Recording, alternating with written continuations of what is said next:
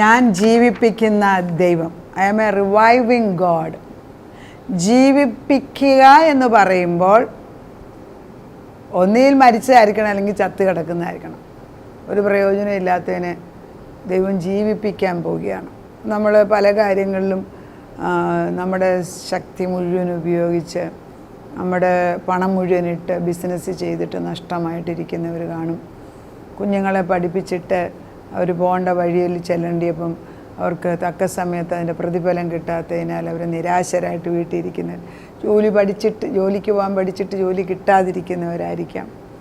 അങ്ങനത്തെ ഒത്തിരിയും ഈ ഒരു കാലയളവിൽ the education system itself has to change. പഠിച്ചിട്ടുള്ള പലരും വീട്ടിൽ ചുമ്മാ ഇരിക്കുന്നവരാണ്. കൃഷി ചെയ്യാൻ ആർക്കും അറിഞ്ഞുകൂടാ. നമ്മളെല്ലാവരും ഒരുതരം I call it lotus eaters. അങ്ങനെ ഒരു പുസ്തകമുണ്ട്. അതിനകത്ത് ചുമ്മാ 3 നേരം 4 നേരം കഴിക്കുന്നവരാ, അല്ലാതെ ഒന്നിനും കൊള്ളാത്തവരായി മാറുകയാണ്.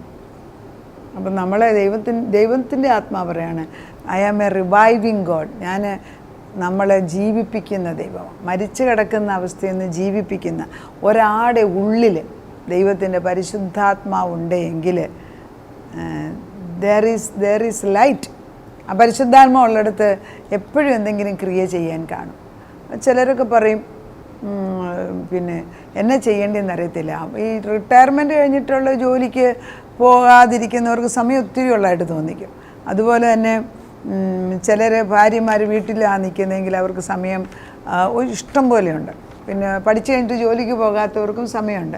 ഇങ്ങനെയുള്ളവരോടൊക്കെ ആത്മാവ് പറയുകയാണ്, I am a reviving God. എനിക്ക് നിങ്ങളെ വീണ്ടും ജീവിപ്പിച്ചിട്ട് എല്ലാ ദിവസവും നന്മ ചെയ്യുന്നവരാക്കി മാറ്റാൻ എനിക്ക് ആഗ്രഹമുണ്ട്.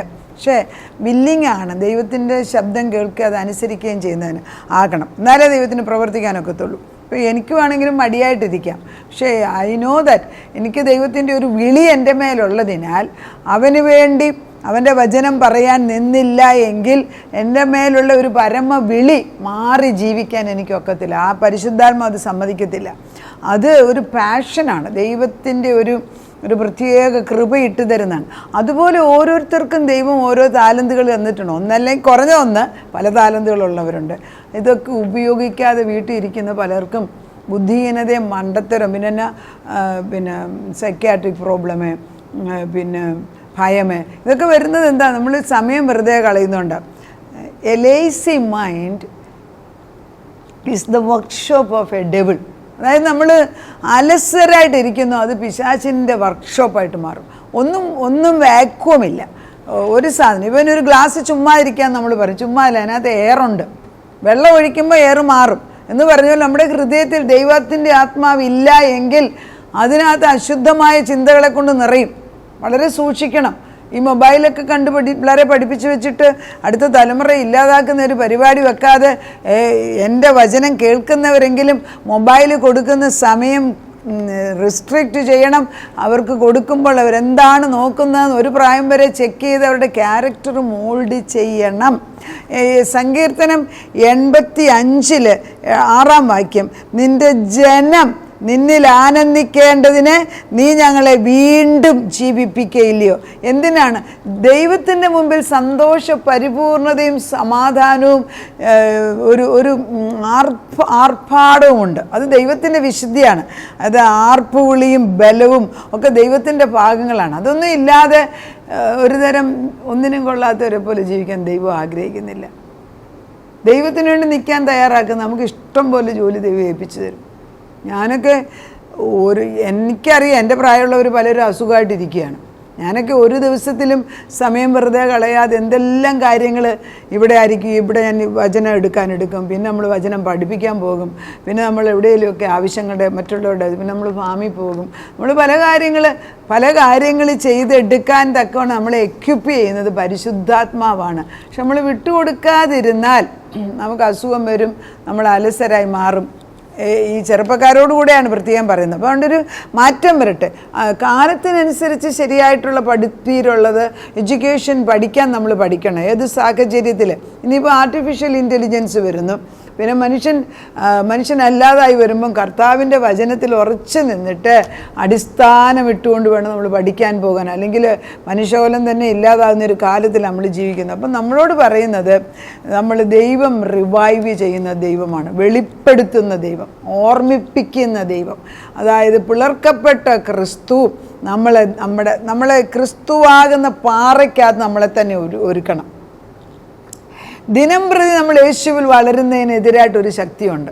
ഇപ്പം ആർട്ടിഫിഷ്യൽ ഇൻ്റലിജൻസ് ഒത്തിരി ഔട്ട് ഓഫ് കൺട്രോൾ പോകുകയാണെങ്കിൽ മനുഷ്യനത് ആപത്തായി മാറും. We need to be taking control. ഇതെല്ലാം കൺട്രോൾ ചെയ്യാൻ ദൈവം നമുക്ക് അവകാശം തന്നിട്ട് നമ്മൾ കൺട്രോൾ ചെയ്യുന്നില്ല എങ്കിൽ വേറൊരാൾ നമ്മുടെ തലയിൽ കയറിയിരിക്കും. So we need to teach our children how to put a balance. അതെവിടുന്ന് ബാലൻസ് വരുന്നത്? പരിശുദ്ധാത്മാവില്ല, ദൈവം ഇല്ലാതെ എങ്ങനെ ബാലൻസ് വരും? എവിടെയാണ് സ്നേഹം ലസ്റ്റിലോട്ട് പോകുന്നത് എങ്ങനെ അറിയാം? ബിക്കോസ് യേശു ഇല്ലെങ്കിൽ, ദൈവാത്മാവില്ലെങ്കിൽ. എവിടെയാണ് എൻ്റെ സഹോദരിയെ കാണുമ്പം ഒരു മ്ലേച്ഛതയായ ചിന്ത വരുന്നത്? Because you don't have Christ in you, പരിശുദ്ധാത്മാവ്.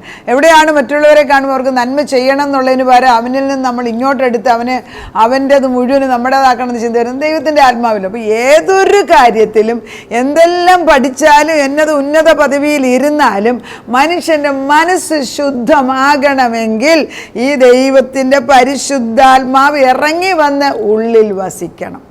ഒരൊറ്റ മനുഷ്യനെ വിശ്വസിക്കാൻ വയ്യാത്ത ഒരു കാലയളവിലാണ് നമ്മൾ ജീവിക്കുന്നത്. ഞാൻ വ്യക്തമായിട്ട് പറയാണ്, ഒരു കൊച്ചു കുഞ്ഞിനെ ഒരൊറ്റ അങ്കിൾമാരെ ഒരാളുകളെ ഏൽപ്പിക്കാൻ വയ്യാത്ത ഒരു കാലമായി മാറിയിരിക്കുന്ന അവസ്ഥയിലാണ്. കർത്താവ് പറയുന്നു, ഞാൻ തന്നെ വഴിയും സത്യവും ജീവനും എന്ന് പറയുമ്പം ഒത്തിരി പഠിപ്പിക്കുന്നതിലല്ല കാര്യം. പഠിപ്പിക്കണം എന്തിന്? ജീവിതമാർഗം, ഒരു കള്ളനാകാതിരിക്കാൻ, ഒരു വരുമാനം കണ്ടുപിടിക്കാൻ നമ്മൾ പഠിപ്പിക്കണം. പക്ഷെ ദൈവത്തെ മറന്നുള്ള ഒരു പഠിപ്പീര് നമ്മുടെ സിസ്റ്റം ഉണ്ടാക്കിയെടുക്കാൻ നമ്മൾ തീർത്തും അതിനെതിരായിട്ട് പ്രാർത്ഥിക്കണം.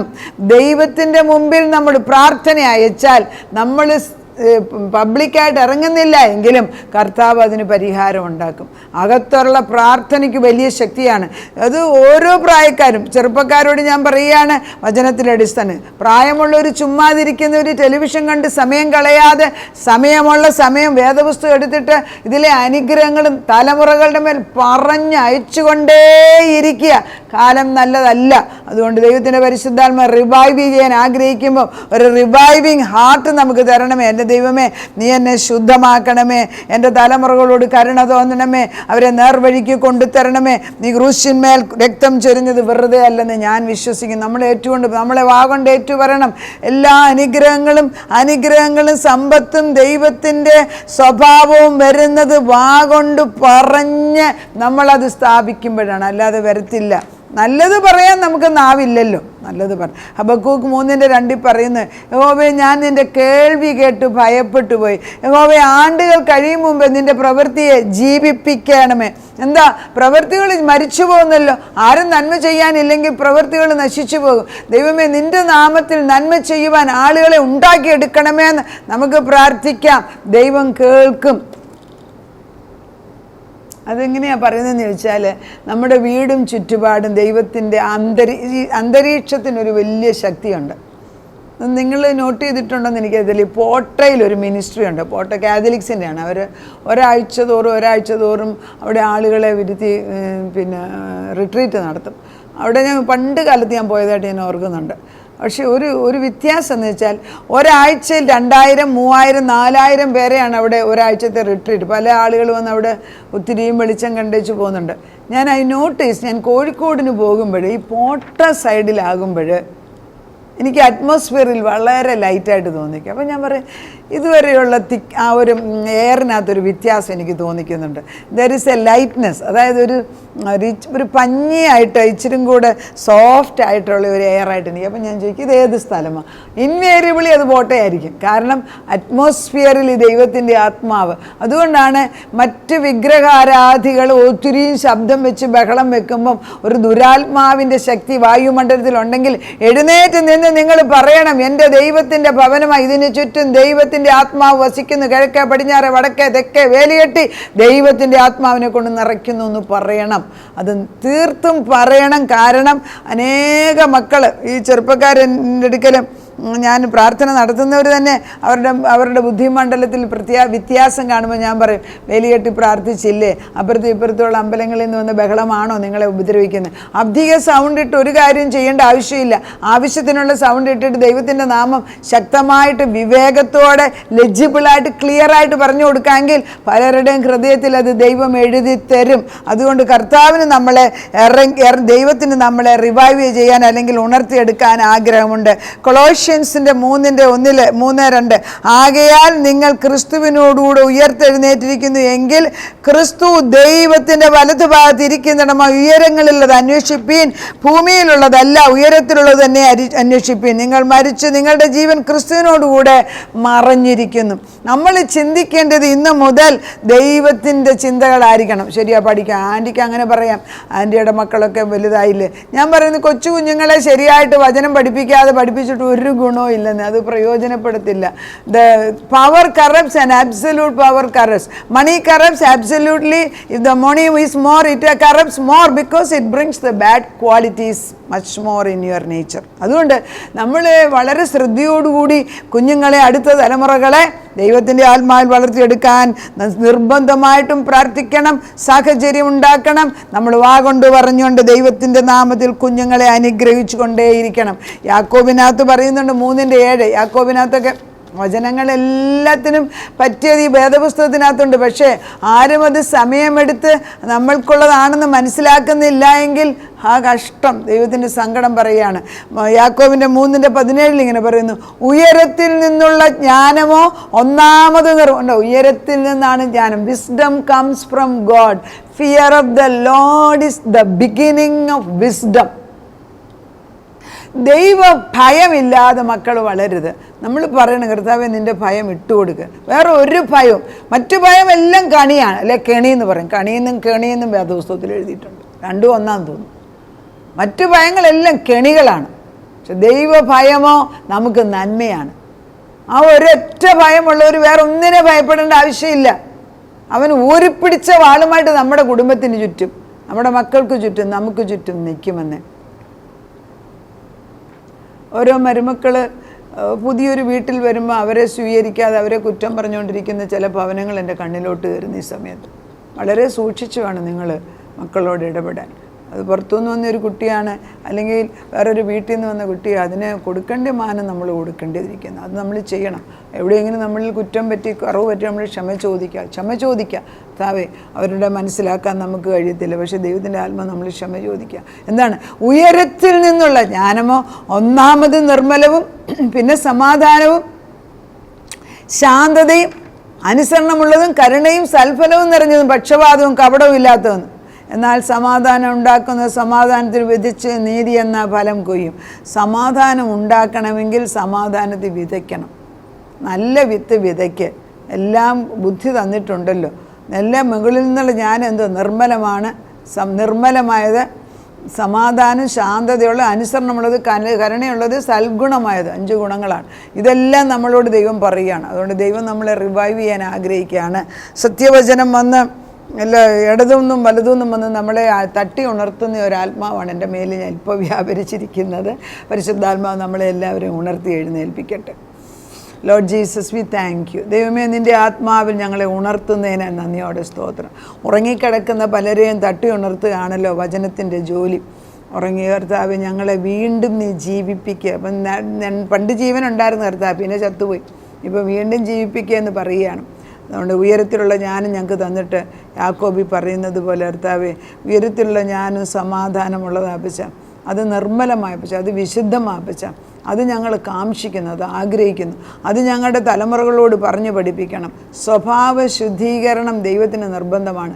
ക്രിസ്തുവിനെ പോലെ നമ്മൾ ഓരോരുത്തരും, നമ്മുടെ കുഞ്ഞുങ്ങൾ ഓരോരുത്തരും, ഭർത്താക്കന്മാർ ഓരോരുത്തരും, ഭാര്യമാരും യേശു ക്രിസ്തുവിൻ്റെ പ്രതിച്ഛായയായി മാറാൻ ഞങ്ങൾ ആഗ്രഹിക്കുന്നു. അങ്ങനെ സംഭവിക്കട്ടെ. അപ്പച്ചൻ ആ പേപ്പറിലോട്ട് ഞങ്ങളുടെ എല്ലാവരുടെയും പേരെഴുതി വെച്ച് മക്കളുടെ, മരുമക്കളുടെ, കൊച്ചുമക്കളുടെ അപ്പച്ചൻ്റെ പേര് അതിൻ്റെ മേലിലോട്ട് സീൽ ചെയ്ത് കഴിഞ്ഞാൽ ഒരു ദുഷ്ടൻ തൊടത്തില്ല. അങ്ങനെ ഞങ്ങൾ സീൽ ചെയ്ത് തരുന്ന അപ്പച്ചൻ്റെ നാമം മഹത്വപ്പെടുമാറാട്ടെ. തലമുറകളുടെ ദൈവമെന്നാണ് നിന്നെ വിളിക്കുന്നത്. ഞങ്ങൾ ഈ പറയുന്ന വചനം തലമുറകളുടെ മേൽ അനേക കുടുംബങ്ങളിൽ ചെന്ന് കൊണ്ടിട്ട് ജീവനുള്ളതായി മാറട്ടെ എന്ന് പ്രാർത്ഥിക്കുന്നു. അവിടുന്ന് അത് ചെയ്യുന്നതിനാൽ സ്തോത്രം. യേശു ക്രിസ്തുവിൻ്റെ പുണ്യനാമത്തിൽ തന്നെ. ആമേൻ.